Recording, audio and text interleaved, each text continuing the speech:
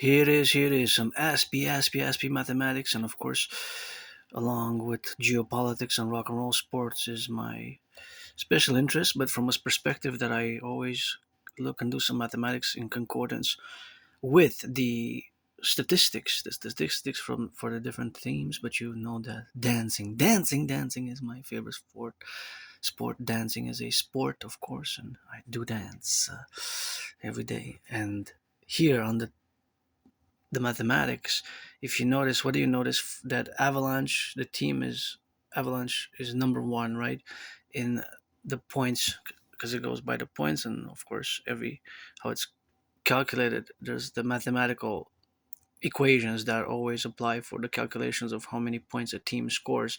So in this case, I just want to look at the first two, the Avalanche and the Stars.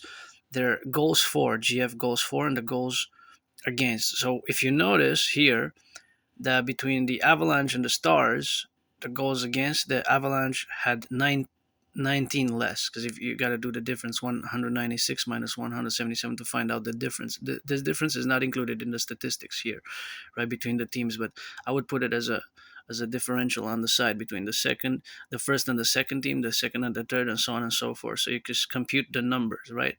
So there's, in other words, Avalanche had less goals by 19 less goals against that were scored than the Stars, right? And of course, the goals against. But if you calculate also the goals for, you can see that 263 and 244, right? That's negative. Also, it's negative 19, right? Because 263 minus 244 is a differential of 19 points. So this goals for and goals against, this we can also relate it on an integer table, right? Integers, negative and positive, right? Because we can infer that the Avalanche team had less 19 points, 19 goals against, GA goals against, not points, correction, because it's not the points that we're calculating. The points differential is actually 7 points difference between Avalanche and the Stars, but we're looking specifically at the goals for and goals against. So it's 19 less goals against than the Stars. It's a considerable difference if you look. It's quite a margin, right? If you look at the margin, you can see that here it goes narrower as you go down. So as you go down, you can see how it goes. There's a narrower differential. Although here between 203 and 235, there is an outlier. So that is we can consider that an outlier, although you can see the numbers and can calculate the numbers yourself.